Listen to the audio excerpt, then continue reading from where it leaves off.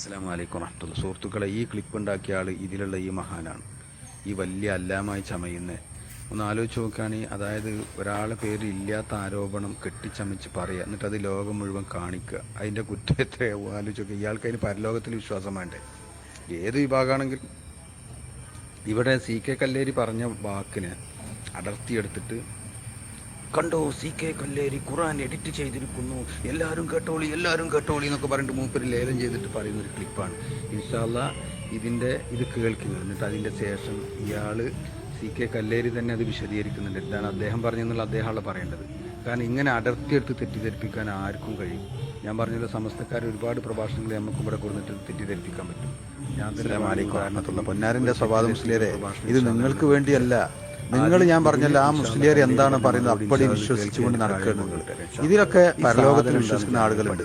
അടുത്ത വിശദീകരണം വരുന്നില്ല, ഇത് കേൾക്കാനുള്ള സന്മനസ് പോലും ഇല്ല. അതിന്റെ മുമ്പ് ന്യായീകരണം എന്ന് മുപ്പര് ടെസ്റ്റ് അടിച്ചിരിക്കുന്നത്. ഏതായാലും നിങ്ങൾ ഇവിടെ കൊടുത്തിട്ട ക്ലിപ്പിന്റെ ഭാഗം ഒന്ന് കേൾക്കാം.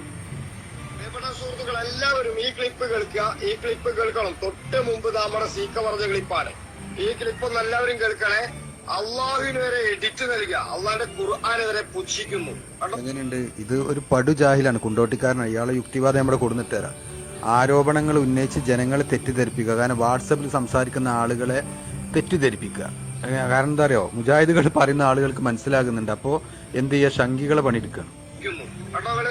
ഇങ്ങനത്തെ ഒരു സംഭവം ഖുർആനിലുള്ളത് എത്ര മോശമായിട്ടാണ് മുസ്ലിങ്ങളെ സംബന്ധിച്ച്, അല്ലെ? എത്ര മോശമാണ് ഇങ്ങനെ ഒരു സംഭവം ഖുർആനിന് പഠിച്ചവൻ എന്തേ ഖുർആനിൽ വെച്ചത്? ഇതങ്ങ് എടുത്തു കഴിഞ്ഞിട്ട് എത്ര നന്നായിരുന്നു. ഇത് ഖുർആനിലുള്ള കാലത്ത് എത്ര മാനക്കേട് സഹിക്കണം ഈ ഖുർആൻ. കാഫിര്യങ്ങൾ, അവിശ്വാസികൾ, എല്ലാ മതക്കാർ ഖുർആൻ ഓതുമ്പോ ഈ സംഭവം ആയിഷാ ബീവിയുടെ പേരിലുള്ള അപരാധം കണ്ടുകൊണ്ടേയിരിക്കുകയാണ്. ഈ വചനം ഖുർആനിൽ ഇല്ലായിരുന്നുവെങ്കിൽ ആയിഷാ ബീവിയുടെ പേരിലുള്ള അപരാധം എന്നോ ജനങ്ങൾ മറന്നുപോകുമായിരുന്നു. ഇതാണ് തെറ്റിദ്ധരിപ്പിച്ച കഷ്ണം, ബാൽകഷ്ണം. ഇൻഷാല്ലാഹ് അദ്ദേഹത്തിന്റെ വിശദീകരണം കേൾക്കാം. അതുപോലെ ആയിഷാ ബീവിയുടെ പേരിലുള്ളത് ഖുർആനിൽ ഇല്ലായിരുന്നുവെങ്കിൽ ജനങ്ങൾ അതറിയുമായിരുന്നില്ല, എന്നോ മറന്നുപോയിട്ടുണ്ടാകുമായിരുന്നു എന്ന് പറയുമ്പം ബാക്കി പറയാൻ കിട്ടിയില്ല, കട്ടായിപ്പോയി. ആ ക്ലിപ്പുമായിട്ടാണ് ലോകം ചുറ്റുന്നത്. ബാക്കി എന്താണ്? അങ്ങനെ വിചാരിക്കുന്നവരോട് അള്ളാഹു പറഞ്ഞു, ലാ തഹ്സബൂ ശർറൻ ലക്കും. എന്നെ പോലെ അങ്ങനെ വിചാരിക്കുന്നവരോട് അള്ളാഹു പറഞ്ഞു. എന്താ പറഞ്ഞത്? ലാ തഹ്സബൂ ശർറൻ ലക്കും. നിങ്ങൾ വിചാരിക്കണ്ട ഇത് ഖുർആനിലുള്ളത് മോശമായി പോയി എന്ന്, അത് നിങ്ങൾക്ക് ഉപദ്രവമായി പോയി എന്ന് നിങ്ങൾ വിചാരിക്കരുത്. വൽ ഹുവ ഖൈറുൻ ലക്കും. അത് നിങ്ങൾക്ക് ഉത്തമമാണ്, ഖൈറാണ്. ഖുർആനിൽ അതുള്ള കാലത്തോളം നിങ്ങൾക്ക് ഖൈറാണ്. ആയിഷാ ബീവിയുടെ പേരിലുള്ള അപരാധം ഖുർആനിലുള്ള കാലത്തോളം നിങ്ങൾക്ക് ഖൈറാണ്. എന്തുകൊണ്ട്? അത് ഖുർആനിലുള്ള കാലത്തോളം മുസ്ലിയാക്കന്മാർ മറിഞ്ഞിരിക്കുന്ന കാര്യം മനുഷ്യനറിയാമെന്ന്, മനുഷ്യന്റെ മനസ്സിലുള്ളത് മനുഷ്യർക്ക് അറിയാമെന്ന് പറഞ്ഞുകൊണ്ട് മുസ്ലിയാക്കന്മാർ രംഗത്ത് വരില്ല. ഇതാണ് പോയിന്റ്. ഇത് ഇവർക്ക് ഭയങ്കര വിഷമാണ്. ഈ രൂപത്തിലുള്ള ഒരുപാട് സംഭവങ്ങൾ ഇത് പറയുമ്പോൾ ഇവരുടെ എല്ലാ തട്ടിപ്പുകളും എല്ലാം ഇവർ ഔലിയാക്കന്മാരെ പല കള്ളത്തരങ്ങളും പുറത്തു വരും. കാരണം ആ സംഭവം ഉണ്ടായതുകൊണ്ട് ഖുർആനാണ്, അതാണ് ഖുർആന്റെ പ്രത്യേകത എന്ന് വിശദീകരിച്ച് വരുന്നത്. ആലോചിച്ച് നോക്കണം, എത്ര ഗൗരവത്തിലാണ് ഈ തെറ്റിദ്ധരിപ്പിച്ചിട്ടുള്ളത്. എന്നിട്ട് മൂപ്പര് ന്യായീകരണം എന്ന് പറഞ്ഞ് ടെസ്റ്റ് അടിച്ച് കാണിക്കാൻ പറയട്ടെ. മനുഷ്യന്റെ മനസ്സിലുള്ളത് മനുഷ്യർക്ക് അറിയാമെന്ന് പറഞ്ഞുകൊണ്ട് മുസ്ലിയാക്കന്മാർ രംഗത്ത് വരില്ല. കുപ്പിയകത്തുള്ള വസ്തുവിനെ പോലെ കാണാൻ ഞാൻ നിങ്ങളെ കൽഭാഗം എന്ന് മൊയ്തീശ്യങ്ങൾക്ക് നല്ല പേരിൽ കള്ളപ്പാട്ട് പാടുന്നുണ്ട്. മൊയ്തീശ്യങ്ങൾക്ക് മനുഷ്യ മനസ്സിലുള്ളത് കുപ്പിയകത്തുള്ള വസ്തുവിനെ പോലെ കാണാൻ കഴിയും എന്ന് മൊയ്ലിയാമാർ പാട്ട് പാടുമ്പോൾ ഈ ആയത്ത് മോദി കൊടുത്താൽ മതി. കാരണം മറ്റൊരു മനുഷ്യന്റെ മനസ്സിലുള്ളത് അറിയാൻ കഴിയണമെങ്കിൽ നബിയായ റസൂലായ അംബിയായ റസൂൽ സല്ലല്ലാഹു അലൈഹി വസല്ലമക്ക് സ്വന്തം ഭാര്യയായ ആയിഷാ ബീവിയുടെ മനസ്സിലുള്ള ആയിഷാ ബീവി തെറ്റ് ചെയ്തിട്ടുണ്ടോ ഇല്ലേ എന്ന് മനസ്സിലാക്കാൻ കഴിയണമായിരുന്നു.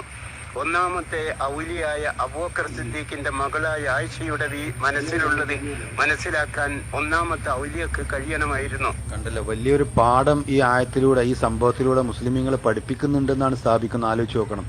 എന്നിട്ടാണ് ഖുർആൻ എഡിറ്റ് ചെയ്തു എന്നും പറഞ്ഞിട്ടാണ് ആ യുക്തിവാദിയായ ആ ഡോക്ടർ, വ്യാജ ഡോക്ടറാണ് ഇയാൾ, ഡോക്ടറൊന്നുമല്ല, തട്ടിപ്പ് നടത്തിയിട്ടുള്ളത്.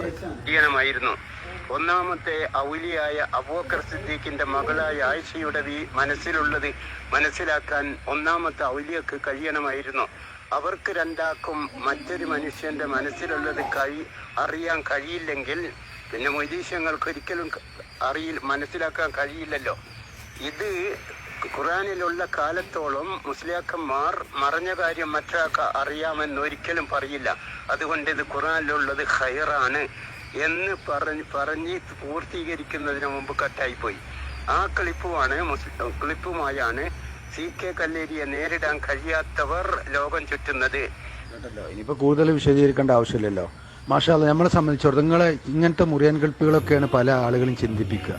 അങ്ങനെ മുജാഹിദിലേക്ക് വന്ന എത്ര ആളുണ്ടെന്ന് അറിയോ? ഹുസൈൻ സലഫിന്റെയും ബാലുഷേന്റെയും ക്ലിപ്പ് കട്ട് മുറിച്ചിട്ട് അതിന്റെ യാഥാർത്ഥ്യം മനസ്സിലാക്കാൻ എല്ലാവരും നിങ്ങളെപ്പോലെ ആവില്ല.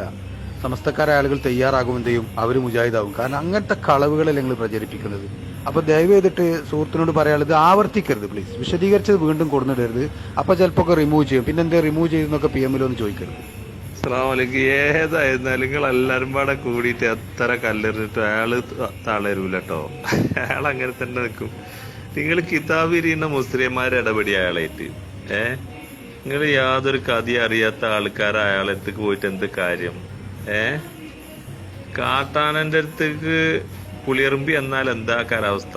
ഈ അവസ്ഥയാണ് ഇപ്പൊ നിങ്ങൾ ഇങ്ങനെ അനുഭവിക്കുന്നത്. 10,000 പുളിയറുമ്പുകൾ കൂടിയിട്ട് കാര്യമുണ്ട്. ഒരു ആനാട് ചവിട്ടിയാ ചമ്മന്തി അറിയില്ല എന്ന മാതിരിയാണ് ഇപ്പൊ കല്ലേരിന്റെ മുന്നിൽ നിങ്ങളൊന്ന് ആലോചിച്ച് നോക്കി. എത്ര ആളാണ് മൂപ്പരെ നേരിടാൻ വേണ്ടി ഇറങ്ങിക്കുന്നത്. മൂപ്പരെ ഒരു പ്രായമുള്ള ഒരു മനുഷ്യൻ, അയാളെ തെറി പറഞ്ഞിട്ടും ചീത്ത പറഞ്ഞിട്ടും കൂക്കിയിട്ടും എന്തൊക്കെ ഇപ്പൊ നിങ്ങളുടെ അവസ്ഥ.